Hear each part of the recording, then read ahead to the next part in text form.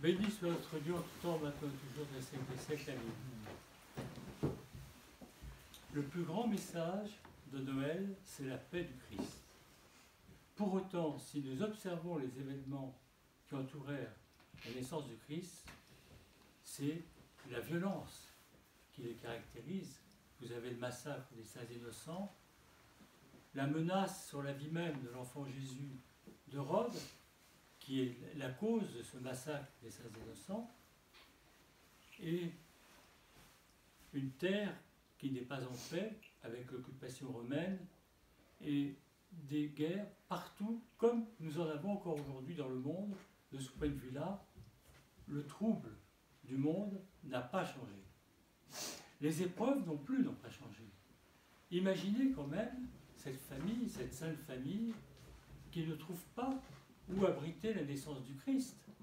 Ce refus, cette compassion, ce manque d'amour, parce qu'une auberge, oui, elle est pleine, mais quand on voit une maman sur le point de mettre au monde un enfant, quelqu'un de compatissant aurait dit « rentre quand même, nous allons te faire de la place ». J'aime à regarder que le Christ annonce sa paix dans les tourments de ce monde. Nous voudrions un message de paix alors que la paix serait déjà là. Au fond, il y a une espèce de naïveté chrétienne de dire, puisque Dieu est juste, la paix devrait déjà être là. Sauf que le Seigneur laisse le libre arbitre des hommes de choisir le bon ou le mauvais, la lumière ou les ténèbres, le mal ou le bien, Dieu ou Satan.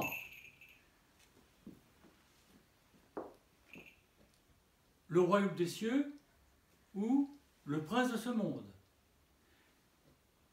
Donc le message de paix du Christ, c'est une paix qui vient après les douleurs de l'enfantement. Certes, la Mère de Dieu ne connaît pas les douleurs de l'enfantement. Les douleurs de son corps sont absentes, mais elle connaît l'inquiétude d'une mère pour la vie de son enfant, aussi bien avant la naissance qu'après la naissance. Elle connaît les circonstances du monde dans lequel ils étaient, qui les obligent à faire un périple déjà pour se faire recenser et un autre périple pour sauver la vie de l'enfant jusqu'en Égypte. Nous voudrions, nous, bannir toutes les circonstances de notre vie, qu'elles n'aient jamais eu lieu, qu'elles nous soient épargnées, dans lesquelles pour autant la paix même, car le Christ est la paix. La paix du Christ, c'est le Christ lui-même, vient dans nos cœurs. Mais le Christ vient dans nos cœurs précisément parce que dans ce monde, nous ne pouvons pas y trouver la paix. Nous voudrions avoir des réconforts dans le monde.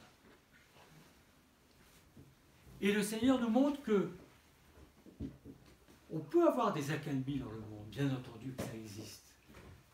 Mais ce n'est pas cette paix-là que nous devons chercher. Je ne vous donne pas ma paix comme le monde la donne, mais comme moi je vous la donne, précise le Christ. Et cette naissance du Verbe chair est la naissance de la paix dans le cœur humain. La paix, le lieu de la paix, le lieu de la présence du Christ, le lieu ontologique dans le plan divin de la création de l'homme, c'est le cœur.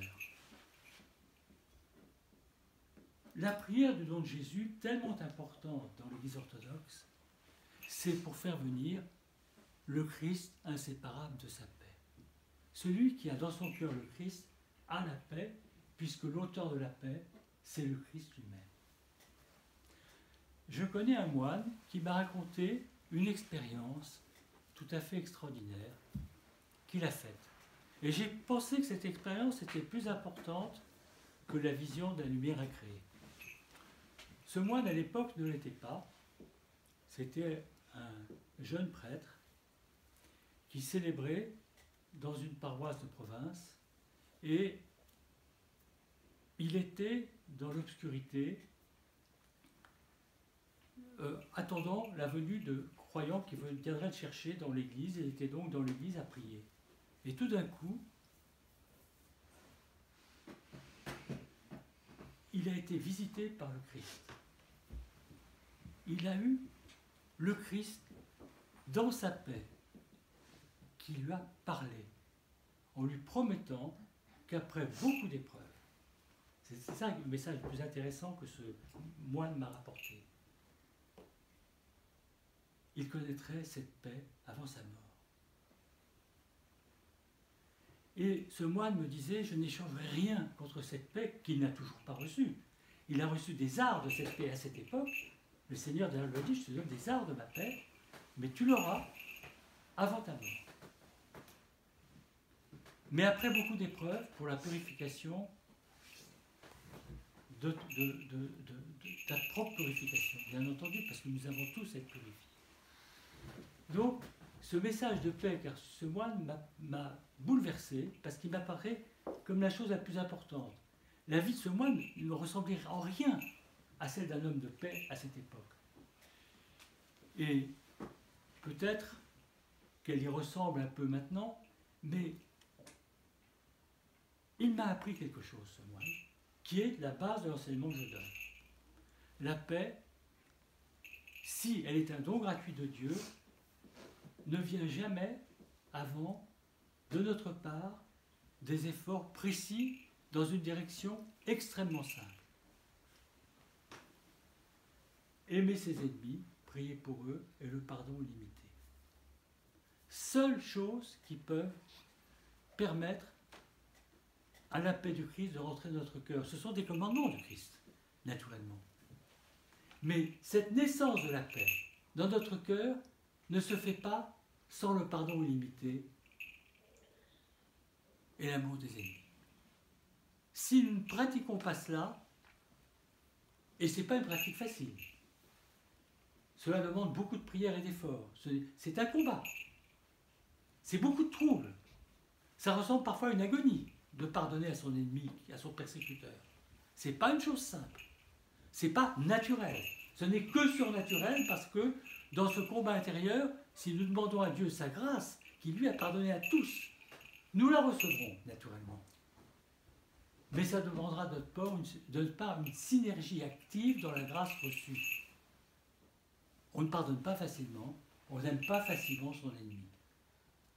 Et pourtant, c'est la seule porte, l'unique porte qui nous permet de recevoir cette naissance du Christ. La naissance du Christ de Noël ne commence qu'avec le commencement de la paix en nous. Elle grandira certainement, mais elle viendra. Faites des efforts dans le domaine du pardon, de la remise de la dette, et là, vous aurez des fruits spirituels, en premier lieu, la paix. Vous aurez des moments de grâce dans lesquels vous serez immergé de cette paix pour vous montrer ce que vous recevrez, peut-être à la fin de votre vie, d'une manière surabondante. Vous aurez des éclairs de la grâce qui viendront en vous. Vous connaîtrez ces moments de félicité incroyable qui nous détachent de ce monde, de la paix du Christ. Le vrai message de Noël, c'est la paix. Nous nous troublons de ce qui est la guerre partout parmi les hommes, de ce qui est la guerre entre les églises. Moi, je vais vous dire en ce moment ce qui m'arrive. J'ai des membres du clergé qui m'ont quitté parce que j'aimais trop les Ukrainiens. Et d'autres qui m'ont quitté parce que j'aimais trop les Russes. Je vous jure que c'est vrai. Mais moi, j'aime trop les Ukrainiens, j'aime trop les Russes. Je trouve que je les aime ensemble. Et que je ne suis jamais rentré dans cette guerre entre Russes et Ukrainiens. Ce sont mes enfants totaux et absolus. Et il y a des gens qui veulent que je choisisse un camp. Mais moi, mon camp, j'ai choisi depuis longtemps. C'est celui de la paix du Christ. J'en ai pas d'autre. Ils n'arrivent pas à le comprendre. Ils veulent me coincer dans quelque chose dans lequel certaines églises locales sont en combat en ce moment, et elles sont dans un péché quand elles sont dans ce combat. Je précise. Mon combat, c'est le royaume des cieux. C'est la paix du Christ. C'est l'annonce de l'évangile. C'est le pardon limité. Mais ce n'est pas... Je suis pour l'église locale, naturellement. Chaque église a besoin de... Le Christ a parlé du baptême des nations. Je suis pour le baptême des nations. Naturellement, je le dis clairement, il fallait que les Ukrainiens aient leur propre église locale. Et j'ai combattu pour ça. Mais je n'ai pas combattu contre l'église russe. J'ai combattu pour le peuple en tant qu'évêque qui m'est confié. Je suis l'évêque des Ukrainiens, de la diaspora ukrainienne. Mais je suis l'évêque de tous les Russes qui sont avec moi et qui prient ici dans cette église. Je ne suis pas schizophrène. Donc, ce que je suis en train de vous dire, c'est que ma vie spirituelle est simple. Je n'ai pas de sentiment patriotique, nationaliste, d'aucune sorte. Ma seule patrie, c'est le royaume des cieux. Et je voudrais que tout le monde y rentre. Tout le monde rentre dans cette patrie. Je respecte les églises locales, je respecte le territoire ecclésial d'une église locale. Je respecte tout cela. Mais je ne rentre pas dans les guerres que peuvent se faire les églises à ce propos. Je ne rentre pas dans ces guerres-là parce qu'elles ne sont pas le message du Christ. Mais que des troubles soient jusque dans l'Église pour empêcher les gens d'atteindre cette paix, oui, ils existent, ces troubles. Mais je supplie les croyants, les prêtres, les évêques qui sont dans ces églises de revenir à l'essentiel du temps transfiguré que nous avons, nous, la grâce de vivre et de faire vivre par la grâce reçue par Jésus-Christ, nous, les évêques, les prêtres, les diacres, les sous-diacres, qui, avec le peuple royal baptisé, portons la divine liturgie et qui nous permettent de, tout d'un coup, quitter les combats de ce monde pour rentrer dans la paix paradisiaque de la divine liturgie. Glorifions le Père, le Fils et l'Esprit Saint, seul Dieu dans tous les siècles des siècles. Amen. Le Christ est né.